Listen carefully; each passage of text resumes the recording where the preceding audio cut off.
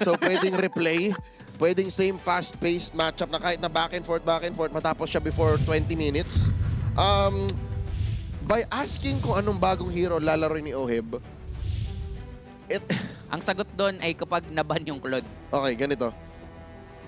Yun ba ang way para mag-game 3 tayo? Kapag pag nag-experiment si Oheb or ang Team Liquid in general? Okay. Bago na. Bago na. Sasabihin ko pa lang sana, if Team Liquid blue side, still no ban Claude, Claude first pick pa din.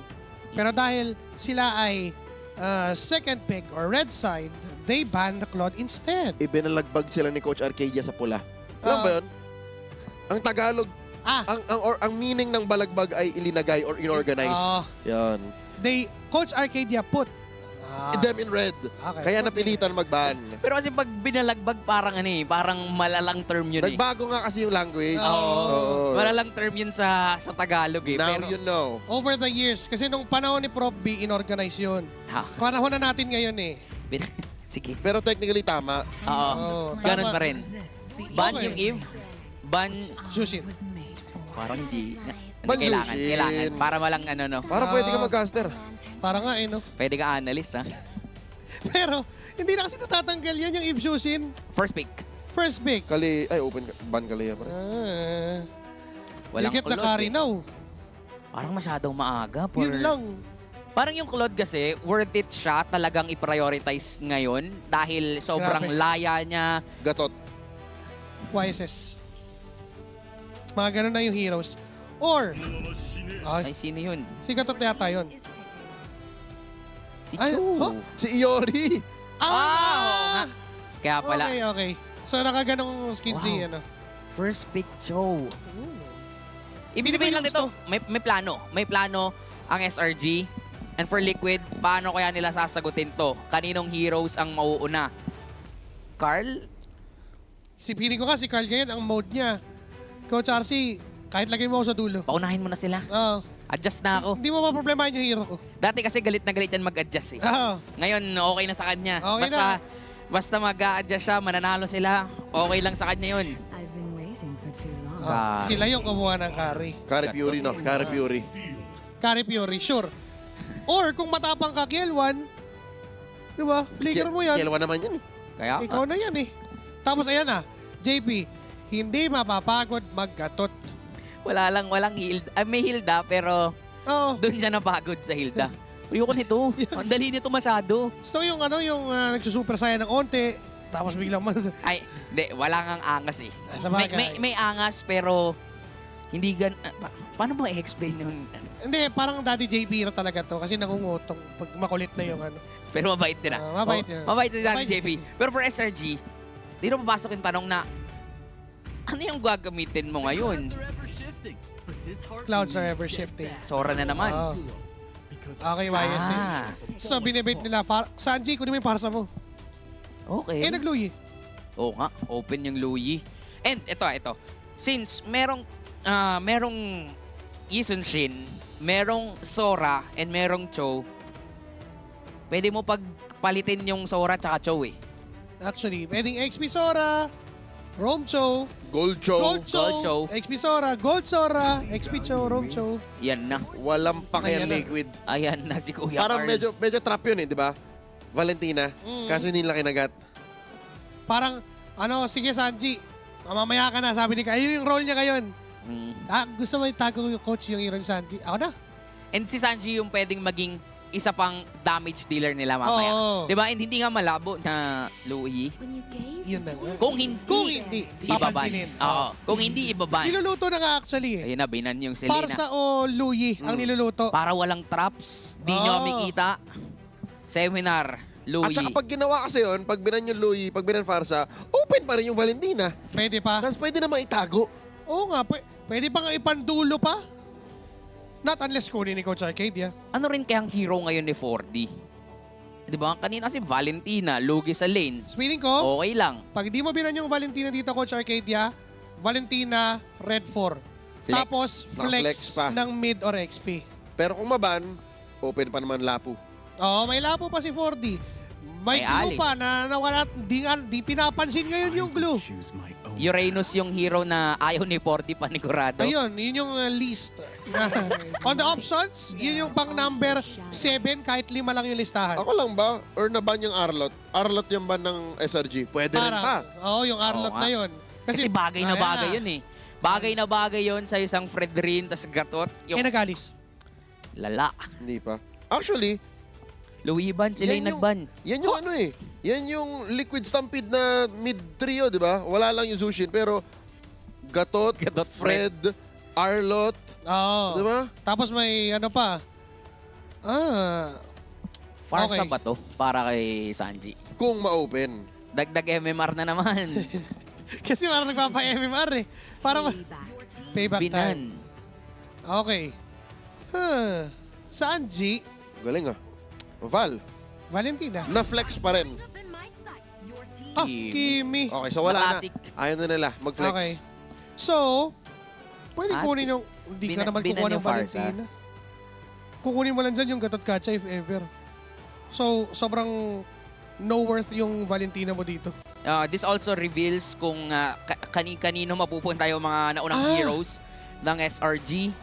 Pero si Stormy yung masabi nating pinakawala pang hero dito. Parang naging idea na, labas mo na ako kay Jess, saan yung Sora mo? Kung mag-XP ka, magpa-Valentina sa Stanford. Pwede rin. Di ba? Pinasa Ipit na ulit. lang. Oo. Pinasa ulit yung bola. Ikaw mag-decide. Kami ang mag-a-adjust. Kumbaga. Yan yung legit. Sa mong sumain. Ikaw, sa mong sumain. Ikaw. Ikaw! Ano gusto mo kainin? Ikaw nga. Yan. Uy! Oh! Ladies and gentlemen, this is not a drill.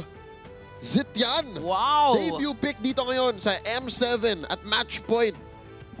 And maganda to ginawa nila. Yung Zetran to CC, ang maganda kasi, flex pa rin. Meron pa rin. Yep. Kaya ngayon, yung Liquid, okay, flex yun. Hindi natin Lapo na. sure. Lapo na lang tayo para sure naman tayo doon. And kayang i-dive nung Lapo, not just the Zetran, even yung YSS. So okay. Nasagot pa rin. Parang sige ikaw mag-decide. Kung ipapakita mo sa amin kung nasan yung Sora, kung sure kami na XP yan, sige Valentina kami. Pero dahil hindi, Gefford, maglapo ka na. At ito yung nakakatakot. Kasi kanina, willing pang i-risk sila Sanford na Oo. okay lang mahirapan ako sa early game. Pero ngayon parang early game pa lang eh. Alam mo, All-inan eh. gusto nang tapusin eh. Gusto nang kunin at i-secure yung knockout spot. Again, ang pinaglalabanan ng dalawang to yung spot patungo sa knockouts. Ayaw nilang may laro pa bukas. Hindi, joke lang. Pahinga pala bukas. Okay, sa May laro pa 15? sa isang araw. Oo. Gusto nilang tapusin na ito. Tignan natin sa pagpasok sa game number 2 kung tatapusin na nga ba talaga ng Team Liquid PH ang laban na ito at kaya na ba nilang i-secure ang kanilang knockout spot. Finally, we can see a new hero from KL1. Kasi puro kulad ginagamit eh. Ngayon, carry na. At yun o, si Innocent, Okay. Sora pa rin. Sora pa rin ang gold lane. Nga naman, savage performance. Napakaganda ng ginawa. Diba? Uulitin lang. And this time, we're talking about some of a better vision. Some of a better map control play from SRG. This is a Yi Sun-jin and a Zetien na wala kang problema kung may nagtatago. May problema lang eh. Parang kapag sumipa, saan manggagaling yung burst? Yun lang. 'Di ba? Hindi mo naman gugustuhin na kapag sumipa ka, biglang ulti si Stormy. 'Di ba? Parang Oo hindi naman. nyo naman ma-burst yun. Pero mas stun. Pwede. So tingnan natin paano to lalaroin ng SRG. Kasi when it comes to pokes, lamang ang Zetran sa early game. And even si Innocent, gusto niyang iparamdam kay Oheb na nakasabage nga ako kanina eh. Matakot ka sa hero na to. Pero ito rin si Sanford. Kahit pa, lugi talaga siya dyan eh, levels 1 to 3 eh. Alam niya na masasaktan siya sa CC. So, ginagawa niya yung kanyang best para umabot doon sa minion waves. Tumawag na ng tulong Tumulong si JP. Danny JP. Pwede ni Carl. Nandyan si Carl. Hinarangan si Yums. All in a process na pinapagalaw ng Team Liquid Philippines. Hindi tumama kay Sanford yung arrow na yon mula kay Sikais. Walang nangyari. Wala lang nangyari. Maingat sila doon. Nung nakita nilang nandun yung isa't isa, sige, Ayaw nilang mag-away, ayaw nilang magpansinan hanggat hindi pa level 4 na ngayon ay nag-level 4 na rin si Kais. Lamang dito si Carl TZ kasi mag-level 5 na siya pero sumisilip si Yums. Naku po si JP ha, lower Innocent HP na din. rin. Nandiyan na rin si Innocent na paggamit ng ultimate yung Zidyan. Carl TZ is low. Appraiser's drop. And there comes the first blood. Yums is gonna go down. JP as well. Si Kais will get a turtle. Counterplay. Saan for the ipit sa apat. And SRG will take the lead. Nakikita natin dito na malaking threat yung ultimate na meron si Stormy. Not just yung vision, but because of the stun. And for Liquid, nakita natin na because of that CC netong si Cram, nangangaray din si Kuya Carl. Sakit ng damage eh. Imagine, kahit pa friend rin yan, alam naman natin, maangas, diba? Alam natin kung gaano kakunat, pero sisi nga kasi, may panunaw, kumbaga. Tinunaw yung mga lamig-lamig sa likod ni Kuya Carl eh. Minasahe. Usapan, hilot lang, pero ginamitan ng yoyo eh. Sakit nun, pero dito sa baba, masakit din. Si Sanford, pero again, kaya pa rin i-sustain to ni Cram. 1-1 ang score natin dito when it comes to the kills. Pero for SRG, gusto nilang makaangat ngayon eh. Kasi double marksman setup pa rin ang Team Liquid. Kumbaga, agahan mo na. Late game, ang hirap eh. Uy, na-flicker! Hindi pa-flicker doon. Si Cartesian naging target. 8! OG mula kay Danny JP. Wala siyang tinamaan doon. Divine Tracer nagamit si Yums din. Universe. Cartesian Appraiser shot. Dito tumama kanina. Ngayon si Yums ang sinusubukang abutan at patayin. Pero bigla na lang, Jumit Kundo, papalayo. At makakatakas pa itong si Yums. Grabe yung mga counter plays. Yung mga counter engage. Medyo malalim yata si Cram. So napilitan siyang gumamit nung vengeance. But Cram is still alive. Hindi pa rin natin alam sino bang lalamang dito. Pero for SRG, parang nakalamang sila ng kill score. Aha. Sinong namatay? Kanina ba yung si Sanford at si JP during the first turtle? Okay, so ngayon ay 1K. Sitting at a 1K gold lead. They could ask for more if you're SRG. Ito yung gusto mong mangyari pero kulang pa. Let's be honest. Kulang pa tong early game na to. Kailangan ma-dominate mo ng todo. Nanakawan si Carl. Ito yung simula nun. Nasimulan na nakawan itong si Carl TZ. May turtle na paparating. Sinimulan ni JP ni Sanji. Nandiyan na rin si Carl. Yums is there. And Pero walang iba yung retry gustong gawin. wala ring retry si Kaisi. Kaya lalaban sila dun sa turtle. Mas secure ni Carl. Pero sa taas naman pala ang trabaho ng SRG. Sige, sa inyo na yung turtle kasi nagnakaw kami ng orange. Patayin na lang namin si Oheb. So this is a different approach mula sa SRG. Nice decision making. Nice traits from SRG. They know na hindi nila kakayanin yung turtle na yon. So therefore, they got the trade. Purify ay nagamit. Sakto pa man din nakahanda si Innocent. Kaya nga eh, parang ready mag-transform, no? Oo. Ready na namang pumatay si Innocent dito. But then again, for Liquid, ang masabi lang natin, medyo expected to sa early game. Na naman dahil kanila ay double marksman. Wait Si lang, Uwe may nabigyan, hindi na naligtas pa nila ni JP. Combo mula kay Kais, Innocent at Stormy. Hindi na kinaya pa ni Oheb na bubuhay doon. ito na naman yung nakikita nating mga plays mula sa SRG na kung saan minamaximize nila yung possible lead na pwede nilang makuha against Liquid as early as they can. Moving and revolving around Innocent. Ganito rin kanina. Si Innocent, siya talaga yung nagdadala dito kasi nandun naman din talaga yung damage output. Pero kasi, ganda rin ng KDA ngayon ni si Kiss. Diba, 0-0-4 para sa isang YSS na scaling hero din naman. So may balak siyang agawin yung MVP sa Rome. Kasi ganun yun, di ba? Tama. Ang bilis kasi mag-MVP ngayon kapag Roamer ka eh. Kasi Vision Gold, di ba? Yung ikot mo sa mapa. Sabi ni Kais, gusto ko rin mag-MVP. So YSS na ako. Vision na ako. Vision. May participation ako. Oo. Pag may vision, may mission eh. Kidding aside, ganun kasi nangyayari sa RG natin eh. Pag gusto mo mag-MVP, mag-YSS ka bilang jungler. The double vision din pala. Tapos nag-set yan ka. Diba? So, kitang-kita mo talaga saan papunta ang Liquid. At ang hindi nakita ni Oheb, siya na naman yung pinunteriya dito ng dalawang miyembro ng SRG. So, trade na naman. Turtle ulit ang makukuha dito ng Liquid kapalit ng buhay ni Oheb. And Oheb as of now is sitting at 0-3-0. Pinahihirapan ng SRG ang gold laner ng Liquid. Okay. At least hindi sure tayo hindi magagalit si Oheb kasi nakukuha naman ni Carl yung turtle. Nandito na nga sa gold. Hindi pa makuha yung turtle. Diba? Pero at least nakukuha nila. Kaso nga lang medyo alarming na kasi pangatlong beses na kay Oheb to. Yung scaling na inaasahan natin from that carry is very considered. Ng Selangor Red pinuntahan naman Giants. sa Hanford. Sinubukan yung burst down. Nandiyan si Kais. Tumama yung shield sana pero sakit talaga ng damage. Traction pulse na Oh, gitna. Si Innocent doon Oh sa my gitna. G. May counterplay from that Zetian ult. Kaya naman susugod muli ang SRG. Bumagsak ang mga buhay. Always Wow. down on the fourth time. Si Sanji ay sinunod ng SRG. Cardi sila lang mag-isa and a wipeout as early as 747. Kaya makakalamang ang SRG. A different approach para labanan ang Liquid. Mukhang nalaman na ng SRG kung paano sila mag-a-adjust, paano nila aatakihin to. And they are really controlling this game. Dominating this game against Liquid. Tinatry tumipensa ni Sanford dun sa gitna. But eventually, kaya pa rin siyang patayin ng mga miyembro dito ng SRG. Innocent, transmove na naman. Sumubok pa siya ng setup doon. Ang huli niya si JP lang. Sinubukan ni Sanji. Pero napagamit ng Carl. purifying. Si Carl TZ ay humabol. Matutulak nga lang sa bahagya ng Zetian passive. Nandun na. Yung passive na tinutukan. Bam! Razor Smash pero walang masyadong damage. Hindi masasakta si Yums doon. Ipapagpag lang. Nandiyan na si Kram para tumulong. Walang makukuhang counter ang Team Liquid Philippines. SRG sitting at a 6.4k gold lead. 10 advantage kill score.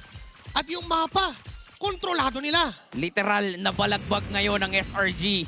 Nag-focus sila dun sa gold lane ni Innocent. Pahirapan si Oheb at successful sila dun. After nilang mabasag yung torre sa taas, puntahan naman natin yung kabilang side lane ng Liquid. Si Sanford naman. And Sanford din, nahirapan din siya ngayon. 1-3-0. Mukhang alam na nga talaga ng SRG paano atakihin, paano kukunin yung early lead against Liquid. 7k gold lead na ang meron dito mula sa SRG. Merong Lord, pero sa postura ng Liquid, mukhang lalaban pa rin sila. Susubok pa rin. Kumuha ng possession. Dito na naman. Nandun yung Sipa, nagamit na. Zetian ult. Ang lala. Andyan din si Innocent, dumating. Pero nag-crumble yung formation na parang hindi naging synchronized. At walang nangyari doon sa gank na binano ng Selangor Red Giants. Is it go time for Team Liquid Philippines? Hindi pa rin. Tinitingnan lang ni JP kung sinisimulan niyo yung Lord. At nire-report na, okay, Carl, sinimulan. 19k, 18k, grouping up. 4 men, 5 men, nandiyan na rin si Oheb. Ni-reset ng SRG yung Lord. Pero pwedeng hawakan to ng Liquid. Binobomba ni Carl, binobomba ni Sanji. Retrihan na lang! Si Guys pa yung nakakuha noon at may counter setup. Nandun pa si Innocent sa likod. Kaso nga lang, si Yums ay napatay. Tinutuloy ni Kram. Uy, si Oheb! Pero si Oheb ay galit. Nakapwesto ng matindi. Si Innocent ang kanyang kaharap. Sanford ay hinahabol si Stormy. Wala lang siyang flicker para abutan. Oheb is down. Ngayon si Sanford ay naipit. Sinubukan talaga niyang habulin hanggang sa mismong loob ng torre para makakuha ng trade. And 3-5. Pero hawak ng SRG yung Lord. Nakuha ng SRG ang Lord. The zoning mula kay Kram. Pinatay niya pala yung backlines dito ng Liquid. Wala man kanina dun sa likod si Oheb, pati si Sanji. Nakita natin na kanya-kanyang trabaho dito ang SRG para makuha talaga lahat ng panalo dito against Liquid. Na ngayon na merong Lord, maghahabol dito si Carl. Nakita si Innocent, nandiyan si JP, pero the damage is not damaging kasi wala pa si Sanji at si Oheb. So focus muna sa depensa ang Liquid. Pero for SRG, sobrang namamaximize nila ngayon yung vision na nanggagaling kay Stormy. Even from si Kais, dagdag pa natin yung stun na nanggagaling dun sa ultimate na yon ng isang Zetchan. Yung Flare of the Phoenix. Another vision. Popped. Yung Mountain Shocker mula sa YSS. Nagamit na yung Traction Pulse ni Sanji. If your Team Liquid right now, nahihirapan kang maghanap ng paraan. Paano babangon dito? Unti-unting binabaon ng Selangor Red Giants sa hukay ang Team Liquid. Pero in bias term, pinapaganda lang yung storya na to eh. Kaya yan eh. Para- Kaya naman. Late game kasi. Para mamaya epic comeback yung lalabas. Tsaka late game, double marksman tayo eh. Double marksman tayo eh. Planado natin to. Kaya nga, group up yung pwedeng gawin dito ng Liquid. Sama-sama sila ngayon, pero maganda yung pwesto ni Yums, ah. Nag-aantay siya Nako. dito ng pwedeng pick open. Kasi alam din nila, kailangan nilang madaling tapusin to. Kailangan Ooh. makuha nila. Nakita ni JP. Good check. Wala kay Sanji at JP. Tinignan nila. Maaring nandito kasi nawawala eh. Di natin makita nasan si Yums eh. Usually nasa harap mo yan kaso wala eh. Nagtatago ngayon, so ibig sabihin may hinahanap at gagawing play ang SRG. Looking at the builds, clearly lamang ang SRG at malayo ang difference when it comes to the gold. 2K gold lead dun sa XP matchup, 3K sa jungle, 1-6 sa gold lane. Clearly, SRG has the lead. 15 seconds for the Lord. Susubukan ng Team Liquid to pull off something impossible. Kasi sa totoo lang, ang hirap pa rin alamin kung paano sila babawi dito. If they can pull off up until 18 minutes, baka dun pa mag-start. Lalong-lalo na, dun pa siguro makakakuha na ng lock item si Oheb. Etong si Sanji din. Sinisimulan na yung Lord ng SRG na merong hawak na 7K. Actually, to 8K na rin ang lead na meron sila. Pero tila ba, ready din ang Liquid. Lumaban, Innocent, nag-transform na. Nagsimula ng laban, meron pang Flare of the Phoenix doon. Yung Isipa. sinipa, si RTC nagiging target, pero vitalize wala kay JP. Ngayon yung sinimulan ay mukhang mabibigyan itong si JP ng agad-agad na burst down ng mga members ng SRG. Bibitawan ng bahagya yung Lord. Hahawakan ng maguli. Apat na miyembro mula sa Team Liquid na nakatingin at nakatitig pa rin at susubok si Carlito na kuhain at agawin ang objective mula sa Malaysian team. Wala si JP, wala din yung flicker ni Sanford. Samantalang sa SRG, kompleto pa ang kanilang mga resources. Nakita na Si ngayon, Crom! pumasok si Crom, first down! Ito si Oheb at kaya na yata ng damage kaya mawawala agad yung CC Cram is down. Innocent Pero sa likod. Innocent sa likod. Nakakuha ng magandang targets. Oheb, Sanji, JP, Carl is down. Sanford alone. Trying to defend. Umatras. May sipa. Mula kay Yums. Stormy na ma-flicker para abutan si Sanford. Kasi si JP na lang ang mag-isang dedepensa para sa base na Team Liquid Philippines. Kinakaya. Sinusubukan. May immortality bit-bit. Sinusubukan pa rin, mawawala yung immortality, pero yung Torre babagsak na ng diretso. AOG papalayo, may minions pang isa, may caravan pa, hindi na kinayang matod. Mukhang tapos na, and SRG will tie this series. Welcome to Absolute Cinema. A different approach na ipapakita dito ng SRG. At dahil dun, Absolute Cinema, a dominating performance mula sa Malaysian team. Mukhang nangyari yung nabanggit natin pero hindi rin naman natin in-acknowledge or hindi natin dinip dive. Kapag may tinesting ang Team Liquid, baka dun magbago. At sinagot din naman ang bagong luto rin ng SRG. Something about Liquid's draft just does not click. Sabihin natin yes, comfortable sila sa Gatot, sa Kimi, sa Fred, sa Lapu-Lapu. Pero ako lang parang mali yung damage profile nila. Oo din. Actually, Walang burst. yung ano din yung Innocent ni Sora o yung Sora ni Innocent, parang kailangan na rin irespeto eh. Yun ang hero na kailangan talagang i-burst. Oo.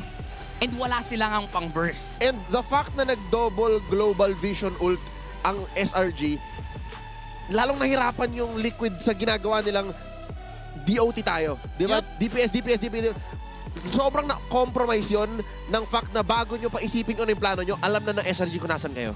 And also, removing yung Claude na hawak ni Oheb for the longest time, replacing it with a carry, sobrang drastic nung nawala sa mobility.